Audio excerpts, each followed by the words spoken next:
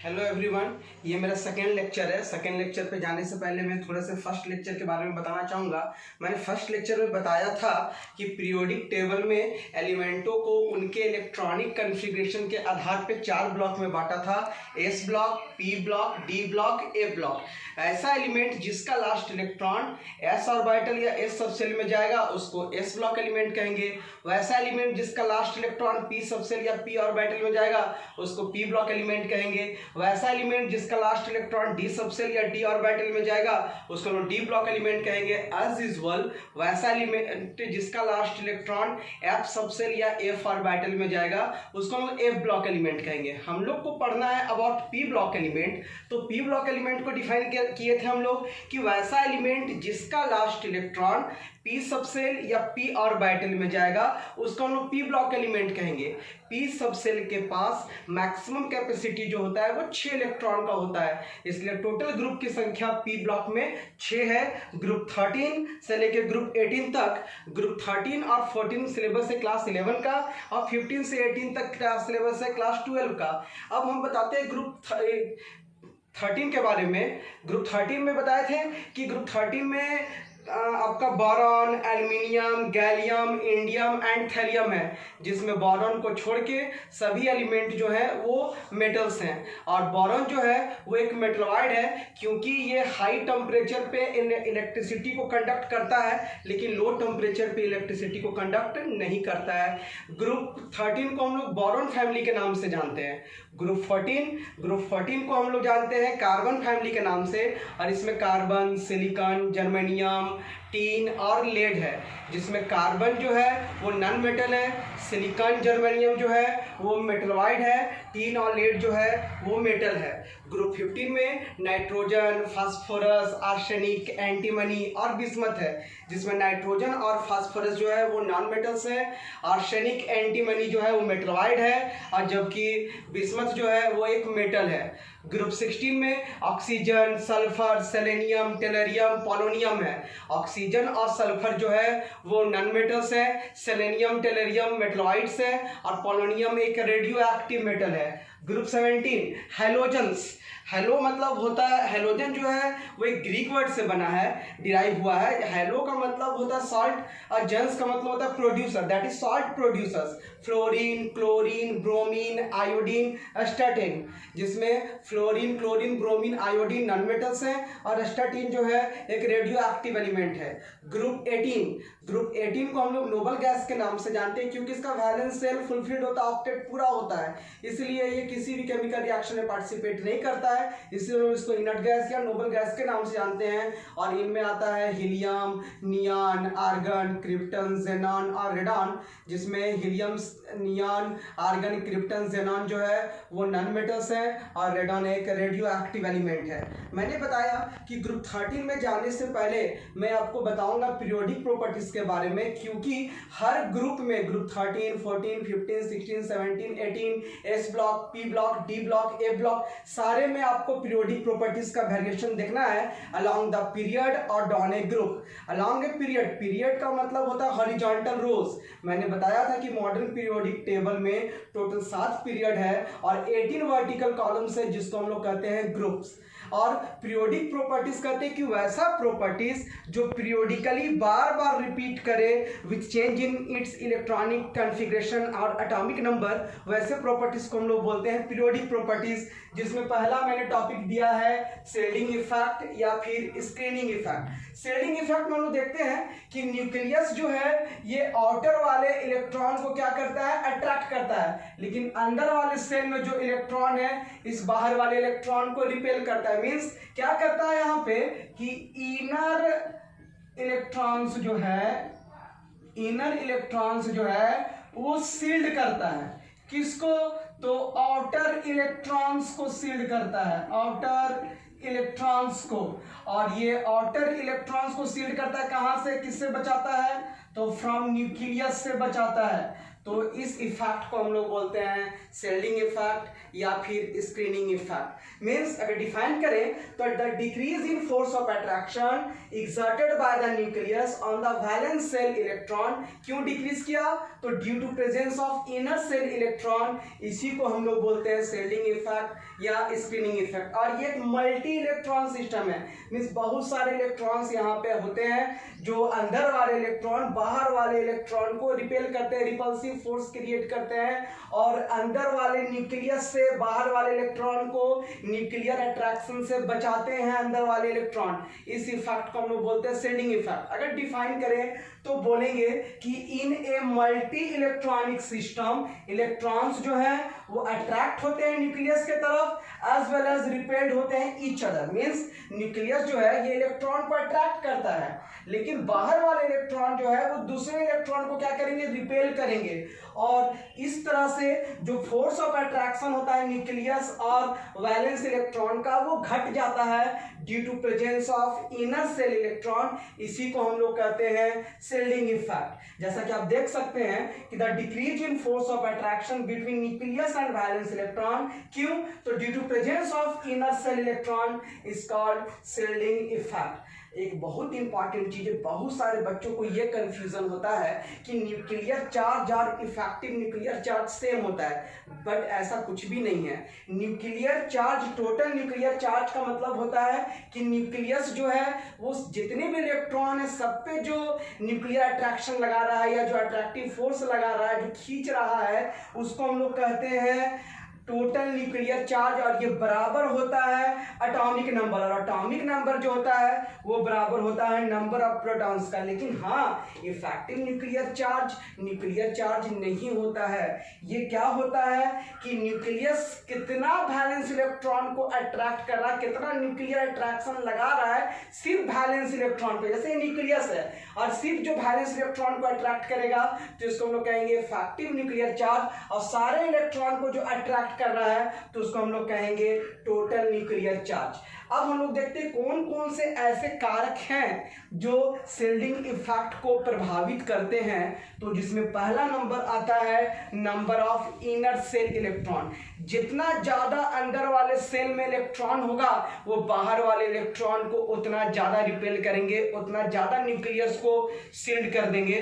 तो देख सकते हैं हम लोग कि more the number of inner shell electrons more will be the value of shielding effect. जैसे देखिए लिथियम 2 1, तो इसका जो वैलेंस इलेक्ट्रॉन है वो कितना दिख रहा है आपको? यहाँ पे 1 दिख रहा है, लेकिन अंदर वाले सेल में कितना इलेक्ट्रॉन है? 2। यहाँ पे देखेंगे इसका वैलेंस इलेक्ट्रॉन कितना है? तो 1, लेकिन आउटर वाले सेल में इलेक्ट्रॉन का संख्या कितनी, इनर वाले सेल में इलेक्ट्रॉन का संख्या कितना हो गया? 10। मतलब ये है कोर इलेक्ट्रॉन, ये है वैलेंस इलेक्ट्रॉन। फिर आप नीचे जाएंगे डाउन द ग्रुप तो यहाँ देखेंगे कि आपके पास हो गया यहाँ पे 18 इनर इलेक्ट्रॉन और 1 हो गया आपका वैलेंस इलेक्ट्रॉन। तो आप बता सकते हैं कि तीनों में सबसे ज्यादा शिल्डिंग इफेक्ट किसका होगा? ऑब्वियस है कि पोटेशियम का होगा। क्यों? क्योंकि इसमें इनर सेल इलेक्ट्रॉन की संख्या ज्यादा है। जितना ज्यादा अंदर इलेक्ट्रॉन्स होगा वो बाहर वाले इलेक्ट्रॉन को उतना ज्यादा रिपल्सन क्रिएट कर सकते हैं, उसको उतना ज्यादा उसको पुश कर सकते हैं, उसको उतना ठेल सकते हैं। ठीक है। दूसरा फैक्टर है shape of orbital. Shape of orbital आप जानते हैं कि एस सब सेल जो है, एस ऑर्बिटल जो है ये आपका होता है स्फेरिकल शेप। पी जो होता है ऑर्बिटल उसका शेप होता है डम्बल शेप। डी जो होता है उस ऑर्बिटल उसका शेप होता है डबल डम्बल शेप। और जो एफ ऑर्बिटल होता है वो काफी कॉम्प्लिकेटेड, काफी डिफ्यूज होता है। तो आप ही बताइए न्यूक्लियस का सबसे नजदीक कौन इलेक्ट्रॉन होगा? ऑब्वियसली एस ऑर्बिटल इलेक्ट्रॉन होगा। तो सबसे ज्यादा न्यूक्लियर अट्रैक्शन किसका होगा, किस पे होगा? एस इलेक्ट्रॉन पे होगा। तो सबसे ज्यादा जब एस इलेक्ट्रॉन पे इसका न्यूक्लियर अट्रैक्शन होगा तो सबसे ज्यादा रिपेल कौन करेगा? ऑब्वियस है कि एस ऑर्बिटल करेगा। मींस इन एस इलेक्ट्रॉन का सबसे ज्यादा शिल्डिंग इफेक्ट होगा, उसके बाद एनपी का होगा, उसके बाद एनडी का होगा, और सबसे कम सबसे खराब वाला शिल्डिंग इफेक्ट जो अगर होगा तो एफ इलेक्ट्रॉन का होगा। क्यों? क्योंकि एफ इलेक्ट्रॉन सबसे दूर रहेंगे, न्यूक्लियर अट्रैक्शन सबसे कम होगा, इसलिए सबसे ज्यादा डिफ्यूज हो जाएगा और सबसे कम उसका अट्रैक्शन होगा न्यूक्लियस के तरफ, न्यूक्लियर अट्रैक्शन सबसे कम होगा। कोई दिक्कत है? हाँ बच्चों, अब हम लोग देखेंगे शेडिंग इफेक्ट का वेरिएशन को, मीन्स वेरिएशन ऑफ शेडिंग और स्क्रीनिंग इफेक्ट। सबसे पहले कि on moving from left to right along the period, the value of shading effect decrease कर जाता है due to addition of electron in same shell, और बोल सकते हैं सेम सबसेल। कैसे? जैसे हम अलोंग द पीरियड चले boron, carbon, nitrogen, oxygen, fluorine, neon. अब देख सकते हैं इसका एटॉमिक नंबर 5, 6, 7, 8, 9 और ये हो गया 10। जब इसका सेल वाइज इलेक्ट्रॉनिक कन्फिगरेशन करें तो 2, 3, 2, 4, 2, 5, 2, 6, 2, 7 और ये हो गया 2, 8। यानी यहाँ पे KL, KL, KL, KL, KL और ये भी आपका KL। तो आप देख सकते हैं 3, 4, 5, 6, 7, 8 जो इलेक्ट्रॉन का एडिशन हुआ है वो सेम सेल में हुआ है। सब सेल भी आपको दिखाते हैं। इसका बताया था आपको हम 2s2, 2p1, 2s2, 2p2, 2s2, 2p3, 2s2, 2p4, 2s2, 2p5 और ये हो गया 2s2, 2p6। सेम सबसे में भी एडिशन हुआ। तो जब देखें हम लोग कि इलेक्ट्रॉन का एडिशन जो है वो सब कुछ जो हो रहा है वो सेम सेल सेम सब सेल में हो रहा है, तो अंदर वाले इलेक्ट्रॉन जो है ये बाहर वाले इलेक्ट्रॉन को स्क्रीनिंग ज़्यादा नहीं कर पाएंगे। क्यों? क्योंकि अंदर वाले सेल में इलेक्ट्रॉन का संख्या उतना ही है, लेकिन बाहर वाले सेल में एक ही सेल में इलेक्ट्रॉन का एडिशन हो रहा है। मैंने बताया था कि जितना ज़्यादा इनर सेल में इलेक्ट्रॉन का संख्या होगा उतना ज़्यादा उसका शेडिंग इफेक्ट होगा, इसलिए शेडिंग इफेक्ट जो है वो घट जाता है। लेकिन जब अगर हम डाउन द ग्रुप चलें, in moving down a group, the value of shading or screening effect increase कर जाता है। क्यों? Due to increase in inner shell electrons. कैसे? तो हम बात करें लिथियम तो ये हो गया 2, 1, सोडियम तो इसका हो गया 2, 8, 1, पोटेशियम तो इसका हो गया 2, 8, 8, 1। अब देखिए इसके सबके बाहर सेल में एक इलेक्ट्रॉन है, लेकिन अंदर वाले सेल में इलेक्ट्रॉन का संख्या बढ़ रहा है। इसमें 2 है, इसमें 10 है, इसमें 18 है। तो ऑब्वियसली जितना ज़्यादा इनर सेल में इलेक्ट्रॉन का संख्या होगा तो उसका शेडिंग इफेक्ट होगा, बढ़ेगा। मीन्स डाउन द ग्रुप जाने से हम लोग का देखते हैं कि शेडिंग इफेक्ट का वैल्यू बढ़ता है, लेकिन लॉन्ग द पीरियड जाने से शेडिंग इफेक्ट क्या होता है? घटता है। क्यों? क्योंकि अलॉन्ग द पीरियड जाने से इलेक्ट्रॉन का एडिशन सेम सेल में होता है, लेकिन डाउन ए ग्रुप आने में इलेक्ट्रॉन का एडिशन जो होता है वो डिफरेंट सब सेल में होता है। अब हम लोग बात करते हैं, हम लोगों ने पढ़ा about shielding effect. Shielding effect में देखा हम लोगों ने कि the decrease in force of attraction between nucleus and valence electron due to presence of inner shell electron is called shielding effect या screening effect. Along the period जाने से shielding effect घटता है क्योंकि इलेक्ट्रॉन का एडिशन सेम सेल में होता है, लेकिन डाउन द ग्रुप जाते हैं हम लोग तो देखें, टॉप टू बॉटम जाते हैं तो देखें हम लोगों ने कि डाउन द ग्रुप जाने से शेल्डिंग इफेक्ट जो है वो बढ़ता है क्योंकि इनर सेल का इलेक्ट्रॉन का संख्या बढ़ता है। अब बात करने जा रहे हैं हम लोग सेकेंड प्रॉपर्टी का, जिसको बोलते हैं हम लोग यहाँ पे एटॉमिक रेडियस।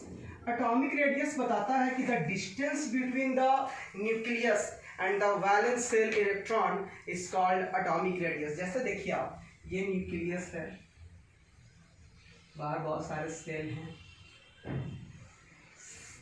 इसमें इलेक्ट्रॉन है,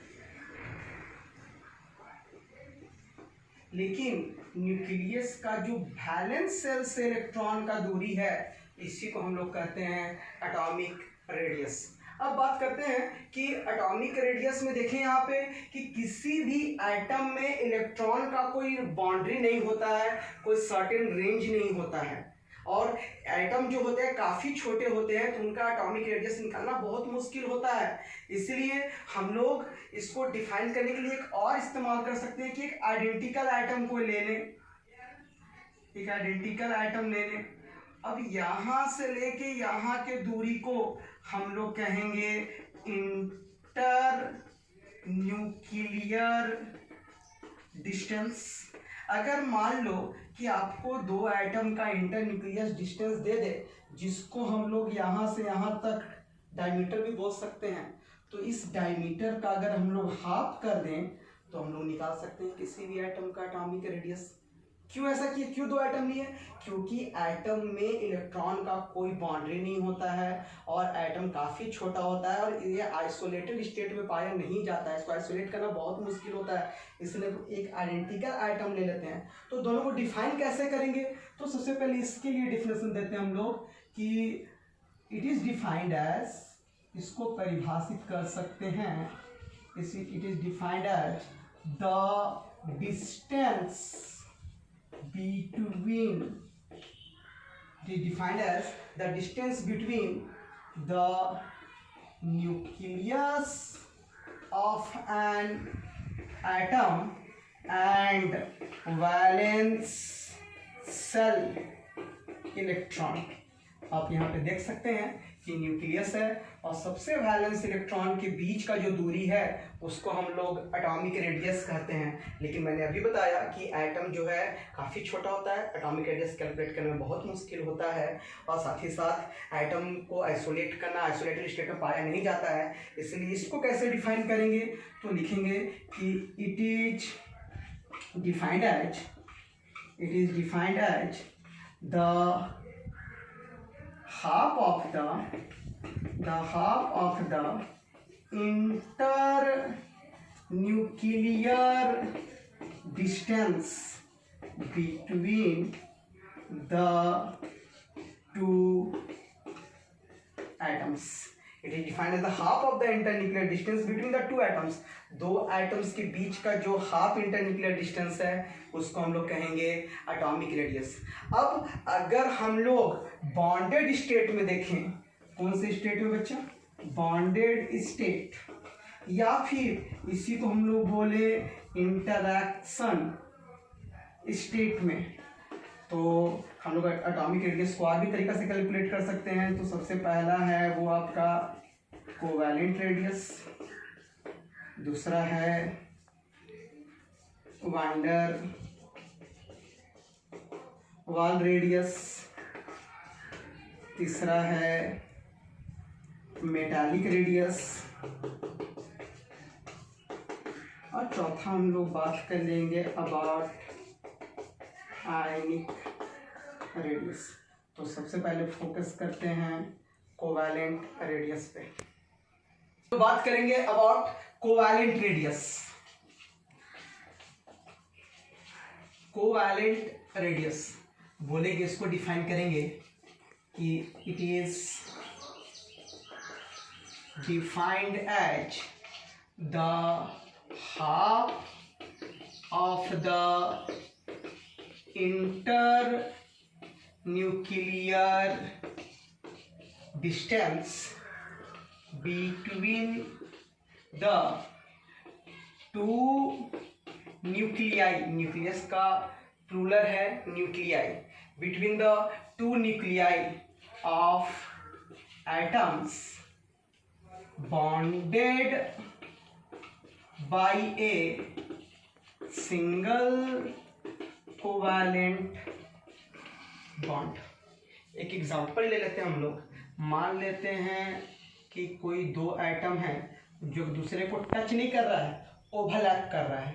अब यहाँ से लेके यहाँ मान लेते हैं ये भी क्लोरीन एटम है और ये भी क्लोरीन एटम है। अब यहाँ से लेके यहाँ तक का जो होगा वो डायमीटर हो जाएगा और ये हो जाएगा डी सिंगल बॉन्ड, क्या चीज़, Cl।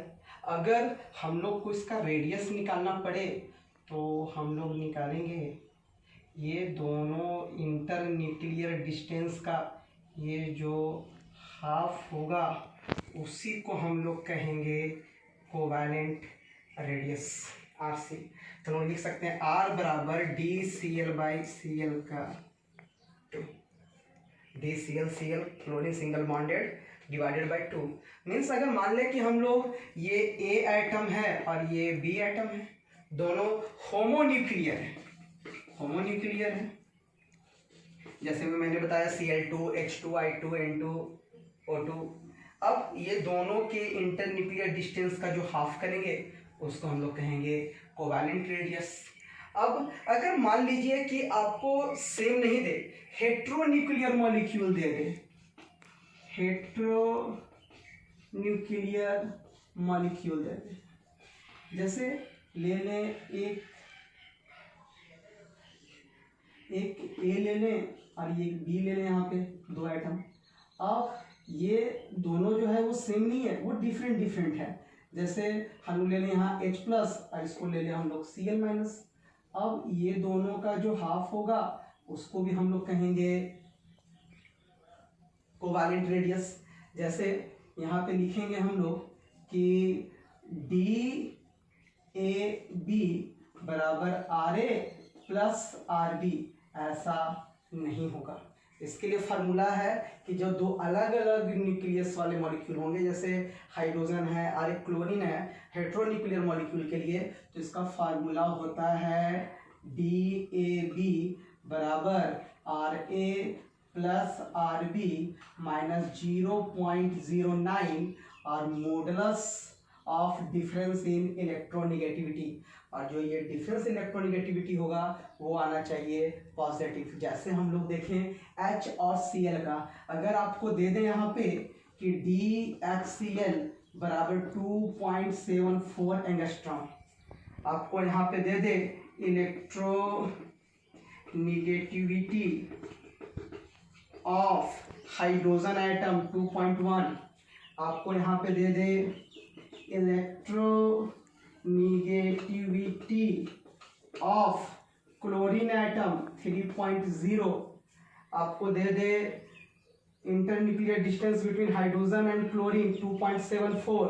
तो अगर आपसे पूछा कि अच्छा एक चीज़ और, रेडियस ऑफ हाइड्रोजन भी दे दे 0.74 एंगस्ट्रॉम, और आपसे पूछा कि बताइए रेडियस ऑफ क्लोरीन कितना है, वो इसका रेडियस दे दे और इसका रेडियस पूछे कि बताइए कितना है, तो आप क्या करेंगे, फार्मूला मैंने अभी बताया कि DAB बराबर RA plus RB minus 0.09 modulus of difference in electronegativity. चलिए फार्मूला पुट करते हैं हम लोग। तो यहाँ पे लिखेंगे DHCl, फार्मूला में वैल्यू पुट कीजिए, यहाँ पे लिख सकते हैं radius of hydrogen plus radius of chlorine minus 0.09 difference in electronegativity. तो यहाँ पे आपको दिया हुआ है 2.74 एंगस्ट्रॉम, ये भी आपको दिया हुआ है 0.74 एंगस्ट्रॉम। ये आपको यहाँ पे कैलकुलेट करना है रेडियस ऑफ क्लोरीन। अब यहाँ पे देखें माइनस 0.09 और यहाँ पे देखेंगे 3.0 माइनस 2.1 डेल्टा ई। अब यहाँ पे हम लोग देखेंगे फाइनली कि 2.74 एंगस्ट्रॉम बराबर 0.74 प्लस, अच्छा ये भी एंगस्ट्रॉम में है, plus radius of chlorine minus 0.09 और इसका भी वैल्यू होगा 0.9 बराबर हो जाएगा 2.74 एंगस्ट्रॉम बराबर 0.74 एंगस्ट्रॉम प्लस RCl और इसको कहिएगा तो हो जाएगा 0.081 बराबर हो जाएगा 2.74 एंगस्ट्रॉम, ये माइनस इधर आ जाएगा तो ये हो जाएगा प्लस 0.081 एंगस्ट्रॉम, फिर ये हो जाएगा माइनस 0.74 एंगस्ट्रॉम बराबर ये हो जाएगा रेडियस ऑफ क्लोरीन और फाइनल कैलकुलेशन कीजिएगा तो 2.041 एंगस्ट्रॉम निकल गया रेडियस ऑफ क्लोरीन। अगर आपको हेट्रोन्यूक्लियर मॉलिक्यूल दे दे तो आप इस तरह से कैलकुलेट कर सकते हैं, ये किसी तरह का कोई दिक्कत नहीं होगा। नेक्स्ट रेडियस के बारे में हम लोग जानने जा रहे हैं वान डेर वाल रेडियस। हम लोग बात करने जा रहे हैं वान der Waals radius.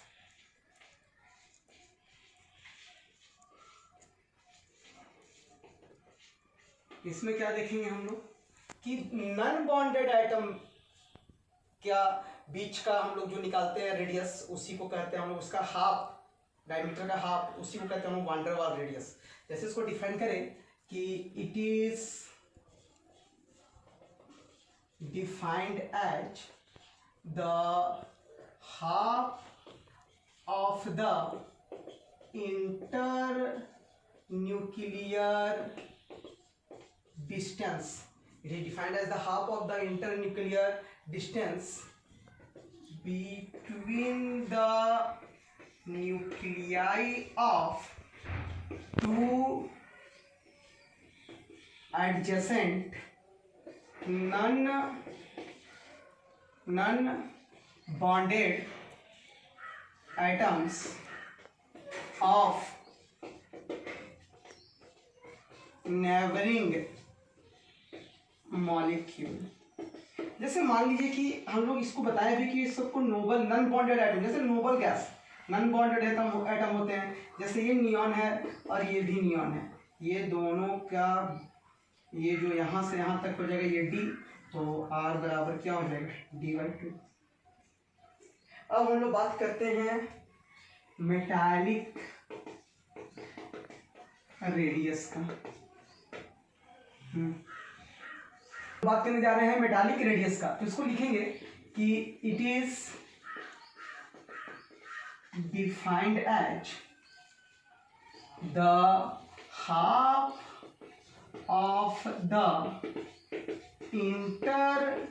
internuclear distance. It is defined as the half of the internuclear distance between the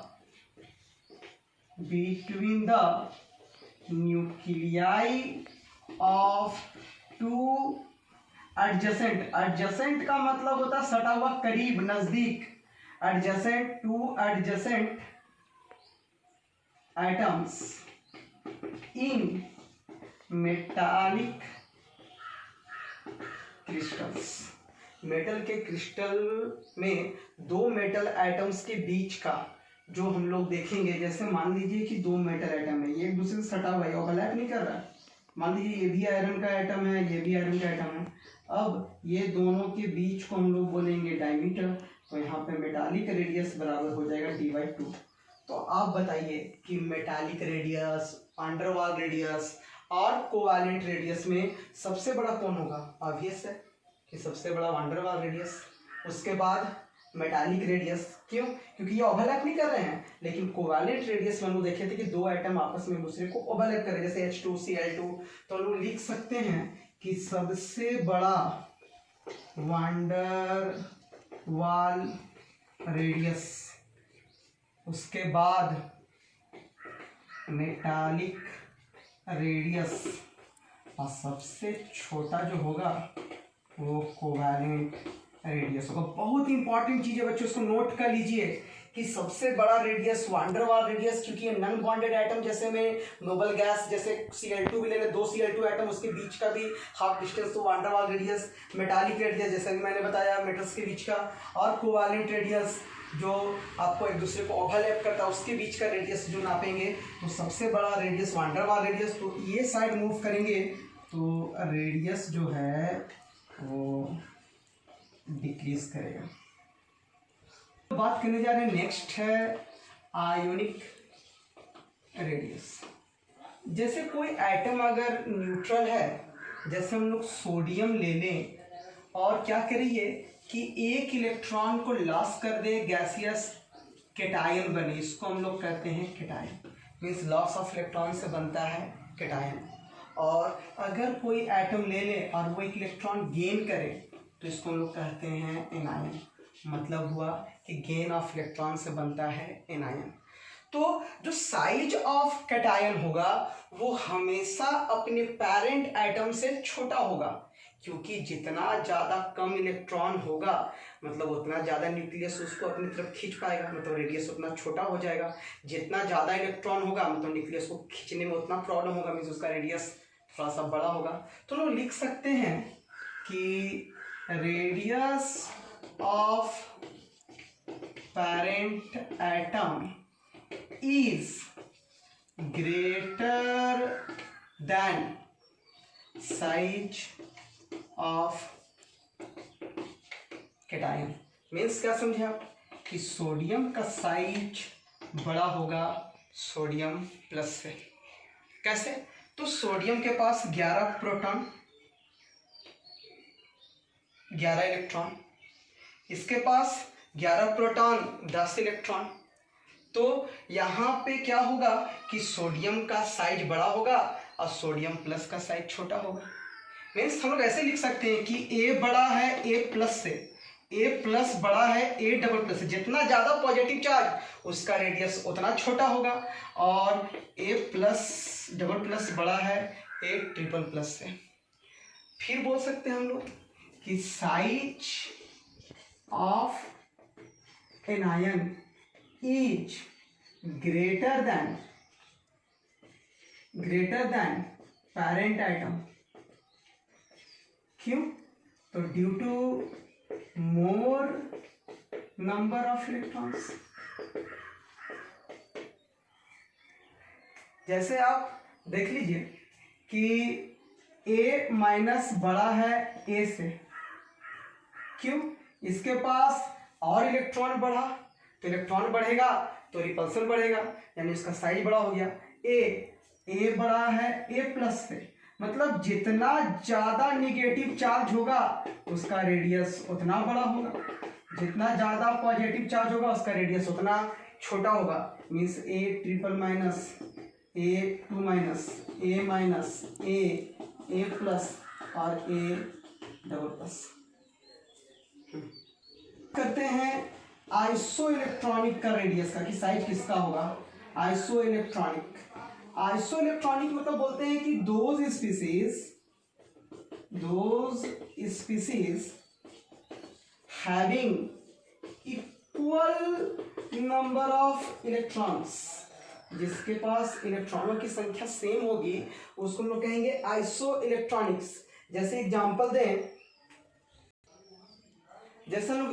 दें कि carbon 4 minus, nitrogen 3 minus, oxygen 2 minus, fluorine single minus, sodium single plus, magnesium double plus.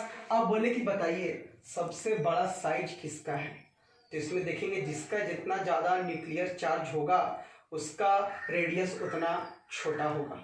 Means देखें कि इसका होता है atomic number 6, इसका 7, इसका 8, 9, 11 और इसका हो गया 12। अब बताया था आपको कि जितना ज़्यादा निगेटिव चार्ज उसका साइज उतना बड़ा और जिसका जितना ज़्यादा पॉजिटिव चार्ज उसका साइज उतना छोटा। अगर यहाँ हम बात करें तो इसका हम लोग Z/E रेशियो निकालते हैं।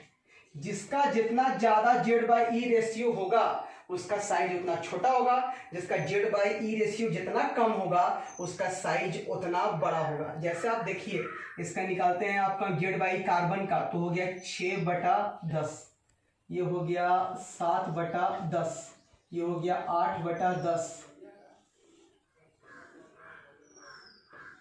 इसका हम लोग देखें तो 9/10, इसका हो गया 11/10 और इसका हो गया 12/10। अब हम लोग इसका बताया था आपको कि जितना ज़्यादा Z/E उसका साइज उतना, जितना ज़्यादा Z/E उसका साइज उतना छोटा, और इसका Z/E का रेशियो जितना कम होगा उसका साइज बड़ा होगा। मीन्स ये हो गया 0.6, 0.7, 0.8, 0.9, 1.1, 1.2। ये एक NCERT का क्वेश्चन भी है कि ऐसा आपको दे दिया गया है और पूछ रहा है कि what is common in them, इन लोगों में क्या समानता है। तो सबसे पहला कि लोगों में समानता है कि they have equal number of electrons, मतलब दे आर आइसो इलेक्ट्रॉनिक्स। और दूसरा समानता है, सॉरी इसका पहला समानता ये है, और फिर दूसरा क्वेश्चन था कि इसको आप अरेंज कीजिए increasing order of ionic radius. तो बताइए सबसे ज्यादा रेडियस किसका होगा, जिसका Z/E रेशियो जितना कम होगा। मीन्स कार्बन 4- का साइज बड़ा है नाइट्रोजन 3- से, ऑक्सीजन 2- का साइज छोटा है नाइट्रोजन 3- से, फिर फ्लोरीन-, फिर सोडियम प्लस, और सबसे छोटा होगा मैग्नीशियम डबल+, और इधर जाने से आयनिक रेडियस जो है वो डिक्रीज कर रहा है। तो बात करने जा रहे हैं about variation of atomic radius along the period atomic group.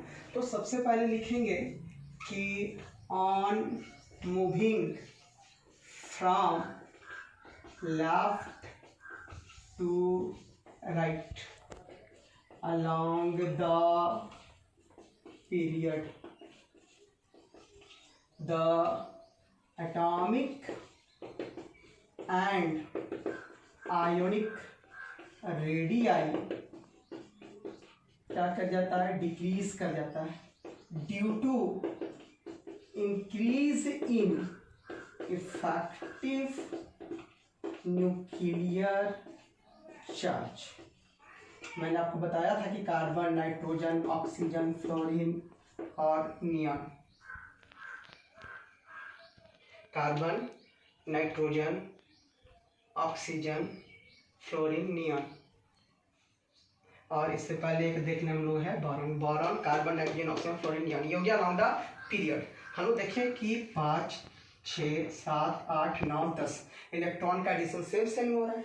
Electron का एडिशन सेम सेल में होगा तो शेल्डिंग इफेक्ट पुअर होगा। शेल्डिंग इफेक्ट पुअर होगा तो न्यूक्लियस वैलेंस इलेक्ट्रॉन को ज़्यादा खींच पाएगा, क्योंकि प्रोटॉन का संख्या न्यूक्लियस से बढ़ते जा रहा है तो वैलेंस इलेक्ट्रॉन को ज़्यादा खींचेगा, और वैलेंस इलेक्ट्रॉन को ज़्यादा खींचेगा तो एटॉमिक रेडियस क्या कर जाएगा, घट जाएगा। एटॉमिक रेडियाई डिक्रीजेस, वाई, क्योंकि न्यूक्लियस जो है वैलेंस इलेक्ट्रॉन को न्यूक्लियर अट्रैक्शन से ज़्यादा खींचेगा तो एटॉमिक रेडियस डिक्रीजेज। क्यों, तो due to increase in effective nuclear charge. अब हम लोग बात करें अलोंग द पीरियड बात किए, अब हम लोग बात करेंगे इन ए ग्रुप। तो लिखेंगे कि in moving down a group the atomic and ionic radii increase कर जाएगा, इंक्रीजेस। क्यों, तो due to addition of new shell. मैंने आपको बताया कि डाउन द ग्रुप देखे कि लिथियम, सोडियम, पोटेशियम, रुबिडियम, तो 2-1, 2-8-1, 2-8-8-1, 2-8-18-8-1। तो देखिए डाउन द ग्रुप जाने से देखिए हम लोग कि नया नया शेल का एडिशन होता है, इसलिए शेल्डिंग इफेक्ट बढ़ जाता है। Sorry, due to addition of नए नए सेल का एडिशन के कारण एटॉमिक एंड आयनिक रेडियाई बढ़ जाता है और शेल्डिंग इफेक्ट भी बढ़ता है। शेल्डिंग इफेक्ट कैसे बढ़ गया सर, क्योंकि देखिए इनर सेल में इलेक्ट्रॉन का संख्या बढ़ते गया, शेल्डिंग इफेक्ट बढ़ेगा तो ऑब्वियसली इफेक्टिव न्यूक्लियर चार्ज वहाँ पे कम हो जाएगा और जिसके कारण एटॉमिक एंड आयनिक रेडियाई बढ़ जाएगा। रेडियाई सर, आयनिक रेडियाई कैसे होगा, तो मैंने अभी बताया था कि कार्बन 4- का साइज बड़ा है नाइट्रोजन 3 माइनस से, ऑक्सीजन 2 माइनस से, फ्लोरीन माइनस से। तो आप देख लीजिए कि अलॉन्ग द पीरियड गए तो आयनिक साइज, आयनिक रेडियस जो है वो डिक्रीज करिए। कुछ एक्सेप्शन है सर। एक्सेप्शन क्या है सर? तो एक क्वेश्चन है कि बोरॉन, एल्युमिनियम, गैलियम, इंडियम और थैलियम में बोलता है कि बोरॉन का रेडियस 88 पिकोमीटर, ये होता है 143 पिकोमीटर, इसका रेडियस है 135 पिकोमीटर, इसका है 167 पिकोमीटर और इसका है 170 पिकोमीटर। अभी मैंने बताया कि डाउन द ग्रुप जाने से एटॉमिक रेडियस बढ़ता है। तो क्वेश्चन ये पूछता है कि बताइए गैलियम का रेडियस क्यों घट जाता है? गैलियम का रेडियस भी बढ़ना चाहिए लेकिन एल्युमिनियम से दिख रहा है कि कम है। क्यों?